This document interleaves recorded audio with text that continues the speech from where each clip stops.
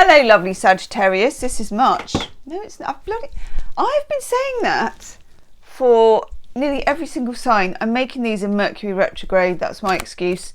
It's for May 2024. Okay, this is for you. Tarot card reading for May 2024. Sagittarius, Sun, Moon, Rising, or Venus. Okay, I'm going to take a couple of overall energy cards for you. We've got the cat here, Valentine. She's asleep on my jumper. Oof. Cripes. Go big or go home, Saggi. Let's have a look at your cards on my other camera. Let's get it in here. Right. Oopsie.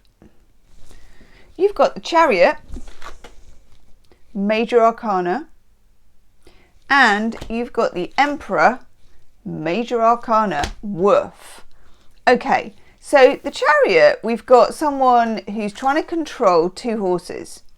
There's only one chariot, but there's two horses and there's only one backside, you know. You can't ride two horses with one backside. But he's giving it a good damn go. Is it a he? Yeah. Giving it a go. It feels like you have some emotions that may feel excitable, a bit on the edge. I don't want to say out of control, because I haven't really met a Sagittarius who very frequently has emotions completely, you know, rule the roost. Let me know in the comments section how Sagittarius deals with emotions, or how you as a Sagittarius deal with emotions, because not a lot gets said about that. I know you're lucky, I know you're ruled by Jupiter and you're good to have at a party and all that kind of stuff, but how do you deal with your own inner emotional processing? Do you ever lose the plot? Do you lose the run of yourself? This is up and down and all around. There's something going on with you, or there will be, which is going to test you. You're not going to know which way to run with it. You're going to be on the side of one horse, on the side of the other horse, maybe flip-flopping between one way of doing it, another way of doing it, a yes, a no, a decision, a fork in the road. That was my fork in the road mime. Or we'll have to see in the next few cards, okay, where we're going with it, what it means for you. But it's definitely a division of emotion. Some opposition. Yes, no, don't know, this day I will, that day I won't, stay, go, all that kind of thing, okay?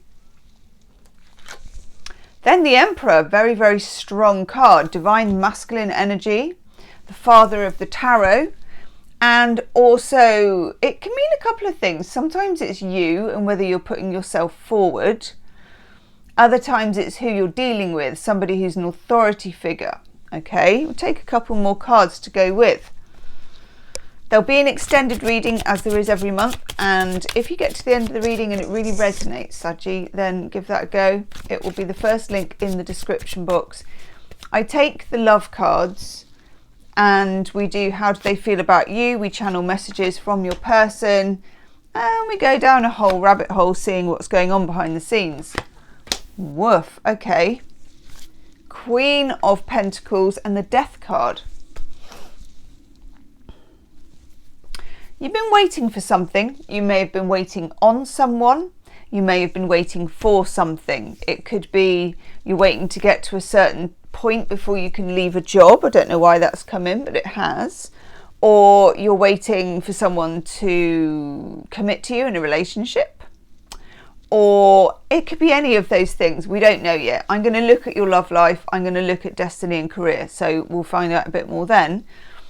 At the moment though, Sagittarians don't, in my experience, wait particularly well. You're a mutable sign. You're in and out of things, testing, trying, you know, up and down a little bit, a bit of this, a bit of that. It's not usual that you have a fixed point that you're fixated on and that you're waiting for, but I do feel the energy that you have that.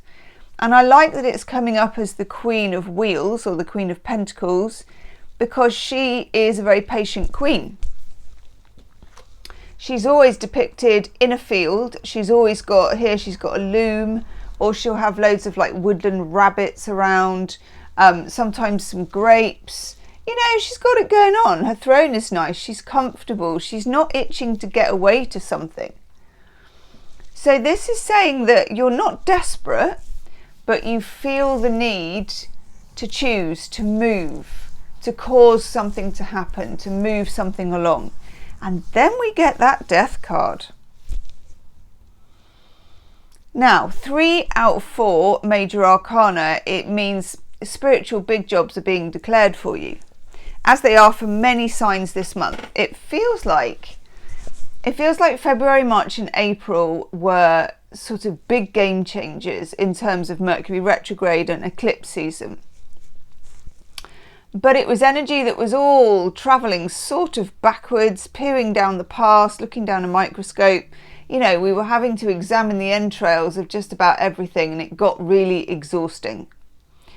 This doesn't feel like that. It's not retrospective, but it is introspective in a way. Okay, there is a certain amount of looking within. This may have already gone on for you leading up to this reading, and I hope so, but if it hasn't, you'll be able to be doing it. I like the Death card because the Death card makes no compromises. And what I would say to you, Saggi, is in whatever situation this is, whether it's about a relationship, a job, or your life in general, you don't want to make compromises, and I think you're right. Because a compromise can be a very watered down exchange. It's, unless you really mean it and you think that compromise is something you'd like to create, it's no good as something to settle on, because you can't really have what you want. Okay, let's look first of all at career, then we'll look at your love life, and then we'll thread some destiny in as well. Okay, in your career, and I cannot count how many people this month got this card for career. Some unfortunates got it multiple times throughout the reading for lots of different things, but it's come up in every reading. It's the 7 of Swords. It's come up a heck of a lot for people in career. So this is about something to do with where you work. There is some kind of energy of something going on in the background. Now, 7 of Swords, I call it the aubergine or the eggplant of tarot cards, because it's really affected by the flavour of the cards around it. Okay, so if you think about with the 7 of Swords, it can be that someone's sneaking around behind your back. This is the most basic interpretation, because this person they've nicked a load of swords. The people are out looking for them, and they're hiding behind a tree so they don't get caught, you know, sneaky beaky. But the 7 of Swords has another meaning too, which comes up equally as often for me. And that is that you need to be on the down low, that you need to be below the radar. You need to be undiscovered for the moment. So for some of you, about your career, if you think about this way, you're being pulled in 2 ways. Maybe you don't know whether to stay. You've seen another job, or you're just sick of working there, or you love working there, but you know it's kind of not your destiny. You know that it's not really going anywhere. That feeling. You may be experiencing, especially during the first 8 days or so of May, the need to maneuver in the dark. The need to, if you're casting wide to find another job, or if you're asking around, or you're working out the most advantageous way to leave, or the most advantageous way to stay, or to get a promotion, keep it on the down low.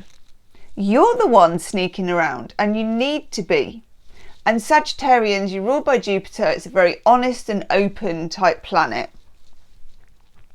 Sometimes, and especially as I'm getting for some of you, when you work in an atmosphere where information is valued and people gatekeep a lot, which I think is what's happening, you need to gatekeep your information.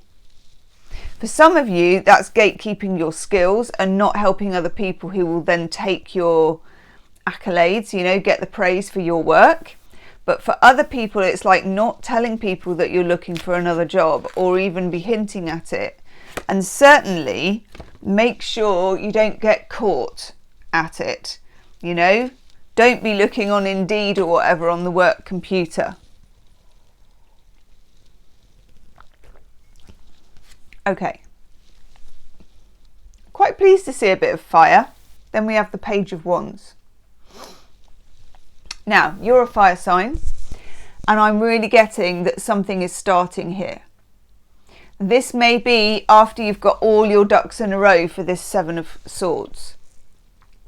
Because this is where you move forward with abandon. You know, the Page of Swords and the Knight of Swords, Page of Wands and the Knight of Wands, and to a certain extent the King of Wands as well, and the Queen. They're all out there with the big wandy stick, and they're like, yeah, I thought about this, I'm doing that, are you with me? Let's go, woohoo! This is when you're charging forward and taking your idea with you.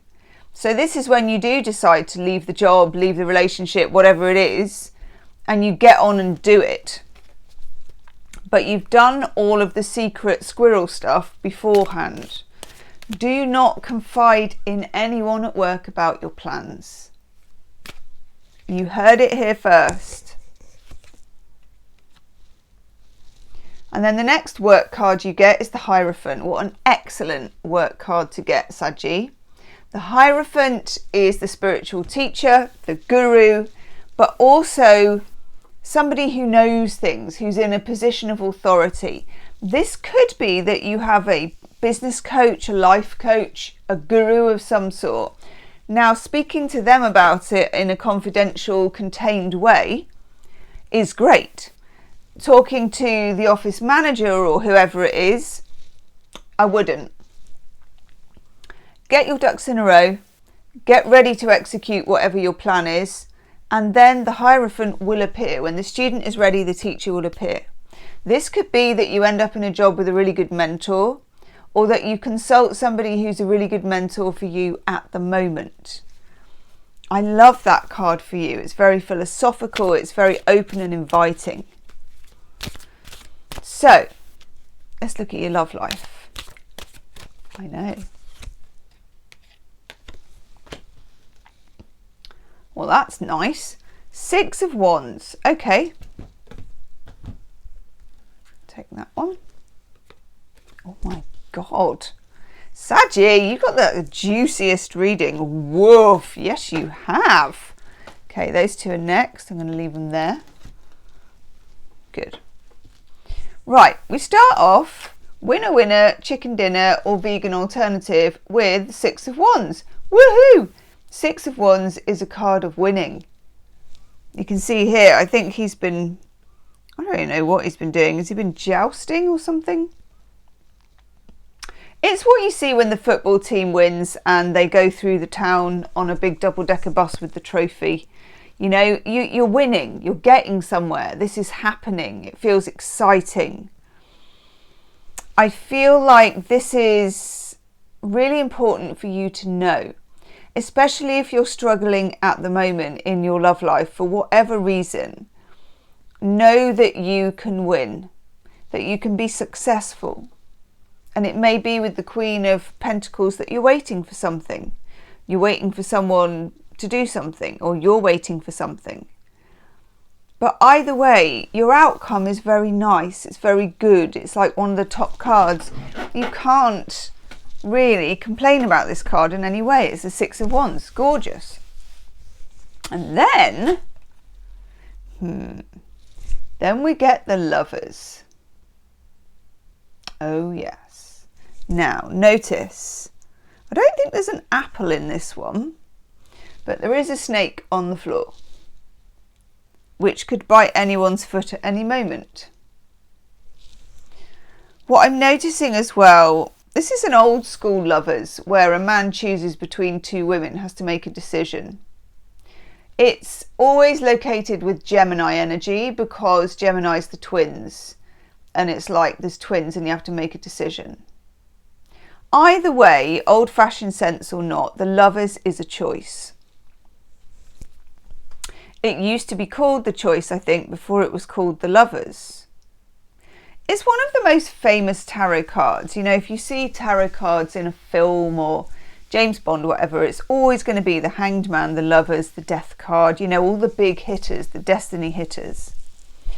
There's something here about taking a different path again. When we get the Lovers, there's two paths and they can go either way. Some of you may be wondering if you should have broken up with somebody. Others are wondering if you should break up with somebody. It feels like a kind of coulda, woulda, shoulda energy. Do I keep on with this? Do I leave it? Is there something better on the horizon? Am I settling? All of these thoughts. Remember, you've got the Six of Wands, which I think should make you be able to relax a little bit. You know, you can relax a little bit because you're going to get somewhere. You're going to win. You're going to get what you want. There's going to be celebration. Okay? Then we get the Ace of Wands. Whew! Ace of Wands is the beginning of a passion, or the reigniting of a passion. It's really fancying someone. It's Kundalini energy, spice and all the hoo-ha that you need in order to feel. And a fire sign needs that. You need that impact. You need that feeling. I love this for you. It feels like you're getting your energy back from a time in 2023 when it was very, very sapped. Get on. You always get this card. You also get the King of Pentacles, which are earth signs. You've been getting this card every month for ages. This, in relationship terms, is someone who you can rely on. Of all the kings, the King of Pentacles is the one to trust. I would say with your heart. Obviously with your pentacles, because the King of Pentacles is all about saving money, being the bank manager, you know, being reliable, being earthy, maybe making things grow, that kind of farmer vibe. Remember, we had the Queen of Pentacles. If you're waiting for someone very compatible with you, you're onto a winner, because this is it. If you have calmed down a little since your younger days and you're looking for someone who's now kind, generous, interesting, steadfast, consistent, this is it.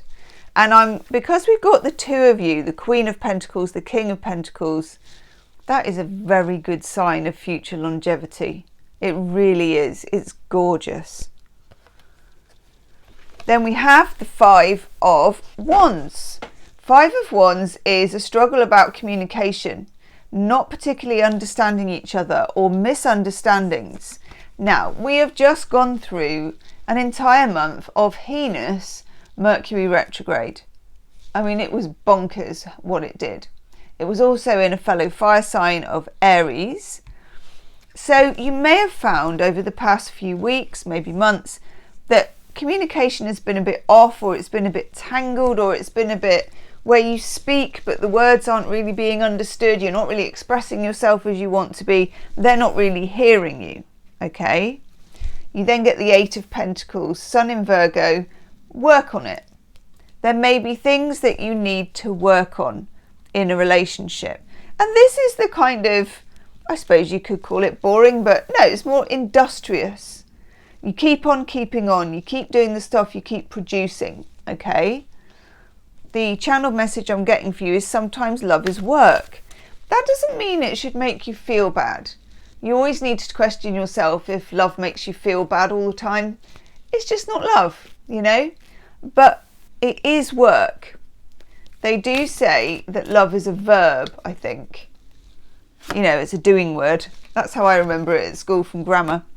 Okay, and then Destiny, we're getting the Two of Wands again, right across the board. In your love life, in your work life, you are needing to make quite radical decisions this month, or at least begin the groundwork on the radical decisions. Two of Wands is very exciting because it's producing fire, it's producing something. It's a decision that is very kinetic, that is very practical, that is very exciting for you. You won't be able to settle if you've been settling for a while in whatever aspect of your life, whether it's work, whether it's love, whether it's destiny. If you've been trying to hang back and settle, the universe is having none of it. Okay, we get the Knight of Cups with the Four of Cups.